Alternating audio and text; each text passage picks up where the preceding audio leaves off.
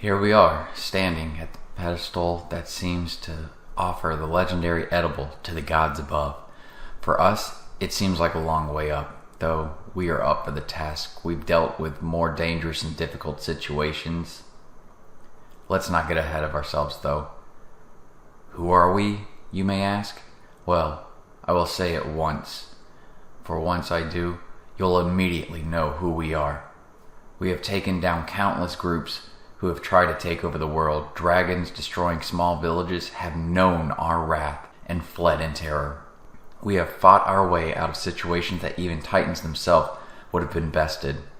Esquire and Squeak, at your service. I am Esquire, and this right here is my partner Squeak, for she says nothing but knows everything. She moves as silent as she speaks. You'll never know that she is in the room with you, for when you notice, it's already too late. Oh my, this can't be. No, by the look on your faces, I can tell. You have no clue who we are.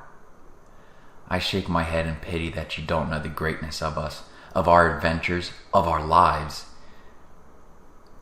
Well then, let's start at the beginning of this adventure we stand in front of. It's a normal day for Squeak and I. We are in our favorite bar, Perfect Pour. This is the place where we get all of our jobs from, though on this day, it isn't something we're doing to get paid. No. This day we overheard something we just couldn't pass up. We fade into the shadows and disappear from the bar. Making our way home, we gather our essential supplies for the task we are about to embark on. It's going to be a difficult task, little buddy. Squeak nods her head as she sheathes her sword that's now around her waist. The sun was setting, the night sky already rearing over the late sun, consuming what little light was left in the day. I can't believe we have finally found the legendary edible. The one thing that we have been searching for all these years. All of our information that we have gathered up until this point, it made no sense at all, though. This last little piece is what we waited for. Finally, we have all the information that we need.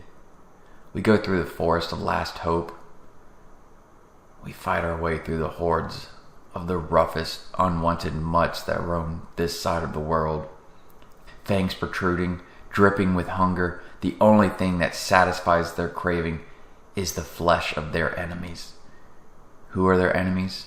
Well, at this time, it's us. Though everyone that isn't part of their group is their enemy. Before I could even open my mouth to say a word, she had her sword drawn and was making her way towards the group of mutts. In the blink of an eye, before they could even notice, they saw her back facing them as she sheathes her sword. And in that next second, each one of the mutts fell to the ground. I made my way around the bodies, careful not to step on any. We walked forward, and that's when a mutt the size of King Kong came out from behind a tree. I turned to Squeak, but she was already gone. Search Rules a Lot in front of me gave me a look of pure hatred. Steadying myself, bending my knees slightly, I prepared for an attack. I waited for him to make his move. He made his way forward with one step, staring me in the face, opening his mouth to speak. But as he did, before he could say anything, he shot me a goofy look. Just then his body came closer towards me. Not in the sense of walking, but falling, as if he had been knocked out. I stepped back, as not to get squished by the massive monster mutt. As he hit the ground, Squeak appeared on his back. You didn't even give me a chance, little buddy, I said as I shake my head at Squeak. She signals to me. I laugh at her. Old? You think I'm old and slow? That's why you're able to get to them before I can? I'll show you old and slow. She signals, which makes me laugh even harder. I'm not gonna break a hip, you little pipsqueak. Let's get going before I show you how fast I truly am. We walk a couple of hours and finally make our way to the end of the forest. Behind us, we can hear footsteps, rustling of the twigs and leaves as people walk over them. I turn to look. It's all of the mutts banded together again, coming straight for us.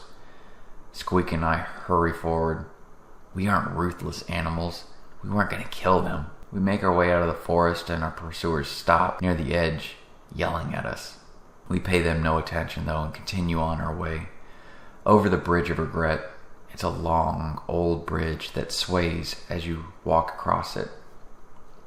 The name of it is due to most of the people who make it halfway who regret trying to cross and turn back. Slowly and as carefully as we can, we make our way across the bridge and head to where the earth and the ocean meet. The thing we overheard at the bar, the piece we had no clue was finally connected. On a job we had, I'd say a year or so ago, we got this piece. It's a earth cog. It's the only way I can describe it. We thought we did the job for nothing except the kindness of our hearts. Though here we are now, standing about to place this piece into this spot. Unsure of what will happen, we prepare ourselves for anything. Squeak places the cog into the spot, and as soon as she does, the ground starts rumbling. I stand there looking around to make sure nothing is going to ambush us, though there's no sign of anyone. That's when we see it. Coming out of the water, it's a cave. It practically shifts all the way up to us, so we have front door access. We look at each other and decide to go in. We've made it this far. There's no turning back now. The cave, it's dark. I can feel drops of water on me. Well, I'm hoping it's water at least. We delve deeper. It seems as if we are walking for hours. It's a straight path. But I guess when you've created a cave that sinks into the ocean, what's the need for branching paths and confusion? Squeak, holding the torch, immediately stops. I look in front of her and see that there's a huge wall blocking us. It can't be. There has to be some kind of mechanism to continue. I walk up, put my ear against the wall, and knock on it. Just then, a rumble erupts in the wall. It's moving. Who dares wake me? The wall speaks, looking down at the mouse and cat. You two? I look up at him. We've come to collect the legendary edible that is said to be in this place. He is shocked. His eyes grew bigger than they already were and leaned towards us. Opening his mouth, he speaks. This is a first. Does the mouse speak too? I look at Squeak, then back at the wall with a blank look. This coming from a wall that can move and talk. He steps back as his face showed a sign of being insulted. I, sir, am not a wall. I am a giant stone golem that has been placed here by the gods themselves to protect what is beyond this point. Well, that's good to know we are in the correct place for the legendary edible. But is there any way you'll let us pass? I ask him as I step forward. A roaring laugh filled the air. Slow down, little cat. You must first answer this riddle. I can feel the frown grow across my face. I hate riddles. But what can I do? Let's hear it, Gollum. He comes forward towards us, and almost in a whisper, he speaks the riddle. I am not alive, but seem so, because I dance and breathe with no legs or lungs of my own. What am I? Turning my attention to Squeak, as she did the same to me, we sat there, pondering what it could be. Then Squeak, snapping her fingers and signaling, I look at her, give a glance over her to her right. It makes sense, so I decide not to question her. She is very smart. A flame, I told him. Impressive. You two may enter, but let me tell you this. Do not get greedy. Grab the one you want and leave the others. We nod as he moves to the side and we enter. There was already light filling the room before we even stepped foot. Squeak putting the torch out and placing it back in her bag, we make our way when we see all of the platforms and stairs leading up to each one. On those platforms are pillars, each with its own treasure. Scanning the room, we look for the one we want the most, the legendary edible. Squeak spots it first. I already knew she would be the one to find it. We make our way towards the correct stairs to lead us to the pillar.